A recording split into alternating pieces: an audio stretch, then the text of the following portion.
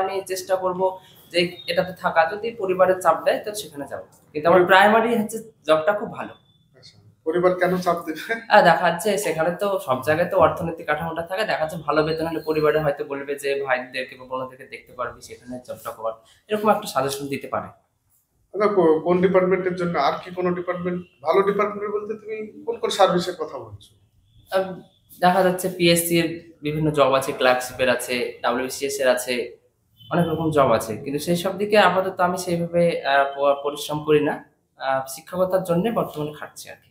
আচ্ছা, বেশ, যাই হোক। তো তুমি তো খুব হাইলি কোয়ালিফাইড, ইংলিশ আছে, বাচ্চাদেরকে খুব সহজেই তো তুমি ইংরেজিটা বোঝাতে পারবে, হ্যাঁ, যেহেতু বাচ্চাদের ভালোবাসো। অবশ্যই চেষ্টা করবো ভালো করে পড়ানোর তো জন্য। আমি জাস্ট প্রথমেই দেখতে চাইছি যে তুমি বাচ্চাদেরকে ইংরেজিটা কিভাবে পড়াবে, সেটা একটা ডেমোর মাধ্যম দিয়ে তোমাকে বোঝাতে হবে। আহ, আমি ভাওয়েল যে কোনো কনসোনেন্টটা শেখাবো। একদম। কোন ক্লাস হবে এটা? ক্লাস 3 কে শেখাই ভাওয়েল কনসোনেন্ট। বেশ, ঠিক আছে, বলে দাও। গুড মর্নিং স্টুডেন্টস, তোমরা সব কেমন আছো? আশা করছি ভালোই আছো।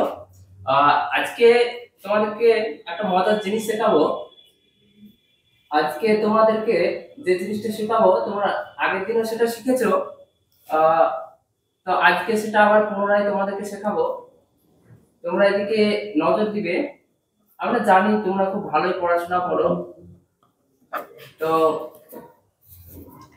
এখানে দেখবো যে কে কে উত্তর দিতে পারছে আর কে কে পারছে না।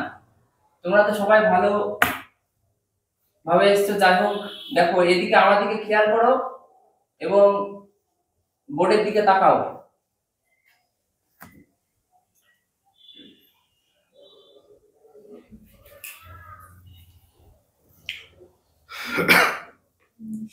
আগের দিন তোমরা কি শিখেছো? আগের দিন তোমরা শিখেছো যে ইংরেজিতে কতগুলো অক্ষর আছে, তাই না? আজকে আমরা একটা জিনিস শিখবো যে ইংরেজিতে কতগুলো অক্ষর আছে তোমরা শিখেছো। হ্যাঁ, কে বললো এটা? হ্যাঁ, ঠিক আছে, 26টা অক্ষর আছে জানি। তো এই 26টা অক্ষরের মধ্যে আমরা দুটো ভাগে ভাগ করতে পারি, জানো তো? ভাওয়েল আর কনসোনেন্ট। তোমরা নাম শুনেছো? ভাওয়েল মানে কি? স্বরবর্ণ। হ্যাঁ, কে বললো এটা? রিয়া, খুব ভালো বলেছো। আর কনসোনেন্ট মানে কি? ব্যঞ্জন বর্ণ। বাহ, বাংলা শিক্ষক তোমাদেরকে ভালোই শিখিয়েছে। তো যাই হোক, আমি পুরোটা লিখছি না, তোমরা যেহেতু এ থেকে জেড পর্যন্ত জানো। তো ভাওয়েল যেগুলো সেগুলো আমি আলাদা করে লিখছি, কনসোনেন্ট গুলো বাকি যেগুলো, ঠিক আছে? তাহলে ভাওয়েল যেগুলো আছে সেগুলো এখানে লিখছি, দেখো। এ, ই, আই, ও, ইউ। এগুলোকে কি বলে জানো? হ্যাঁ, কে বললো? ও আসমিন, খুব ভালো বলেছো। তুমি কোথায় শিখেছো? মা শিখিয়েছে? বাহ, খুব ভালো শিখিয়েছে। ভাওয়েল হচ্ছে 5টা আর কনসোনেন্ট কটা? হ্যাঁ, 26টা থেকে যদি তুমি 5টা বাদ দাও তাহলে কটা থাকবে? 21টা। বাহ, ভালো শিখেছো। তোমরা বিয়োগ করতে শিখে গেছো। তাহলে 21টা হচ্ছে কনসোন্যান্ট, ভাওয়েল হচ্ছে 5টা। আচ্ছা, এগুলোকে ভাওয়েল কেন বলে জানো তোমরা? হ্যাঁ জানো, তবুও আমি ভালো করে বলে দিচ্ছি। ভাওয়েল মানে হচ্ছে স্বরবর্ণ। স্বরবর্ণ মানে হচ্ছে সে নিজে নিজেই উচ্চারিত হতে পারে, কারো সাহায্য নেওয়ার প্রয়োজন নেই। কনসোন্যান্টের সাহায্যের প্রয়োজন নেই। যেমন এ, দেখো এ উচ্চারণ করছো, এখানে এই আসছে, এর মধ্যে কিছু আসছে না। এখানে তুমি ধরো বি উচ্চারণ করো। হ্যাঁ, বি উচ্চারণ করতে গেলে কি আসছে? বাহ রিয়াজ, তুমি ভালোই বলেছো। বি এর পরে কি আসছে? ই আসছে।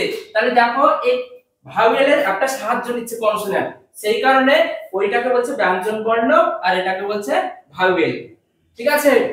হ্যাঁ, তারপরে ই, আই, ও, ইউ, দেখো প্রত্যেকটাই উচ্চারিত হওয়ার সময় কারো সাহায্য বা কনসোন্যান্টের সাহায্য নিচ্ছে না। আর বাকি যে 21টা আছে তোমরা নিজে নিজে উচ্চারণ করো, দেখবে সবগুলো উচ্চারণ হচ্ছে। যেমন সি, এখানে ই নিচ্ছে। এফ করো, দেখো এফ এর আগে এ আসছে, তাই না? এফ, এ আসছে, সেই কারণে ওইগুলো কনসোন্যান্ট, এগুলো ভাওয়েল, ঠিক আছে? এর পরের দিন আমরা ভাওয়েল এবং কনসোন্যান্টের বিভিন্ন ওয়ার্ড তৈরি শিখবো, ঠিক আছে? কেমন? আচ্ছা,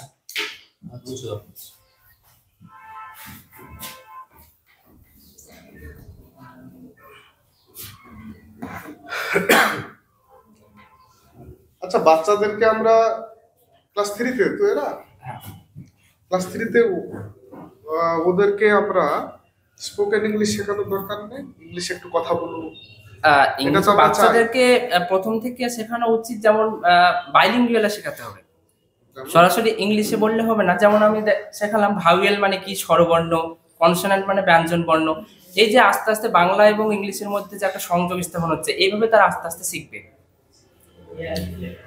আহ, এরকম কি ব্যাপারটা?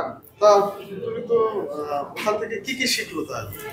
ছোটখাটো স্পোকেন ইংলিশের যে পার্টটা, হ্যাঁ, যেটাকে আমরা একটা কথা বলি ফাংশনাল কমিউনিকেটিভ অ্যাপ্রোচ যেটা আছে, হ্যাঁ। সেটা কি প্রয়োগ করা হয়েছে?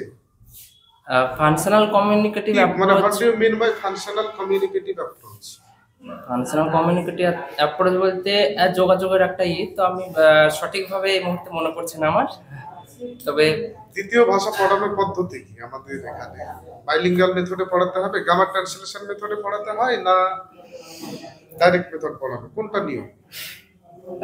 Direct যেহেতু method কি? মাতৃভাষা আমাদের এখানে বাংলা, সেহেতু এটা সেকেন্ড ল্যাঙ্গুয়েজ, সেহেতু বাইলিঙ্গুয়ালে পড়া উচিত। আচ্ছা, ডাইরেক্ট মেথডে পড়ানো যাবে না? ডাইরেক্ট মেথড পড়ালে সেটা সাময়িক সমস্যা হতে পারে আমার মনে হয়। আচ্ছা, মানে এটা তোমার ব্যক্তিগত ব্যক্তিগত মতামত। বলছো। তো ওদের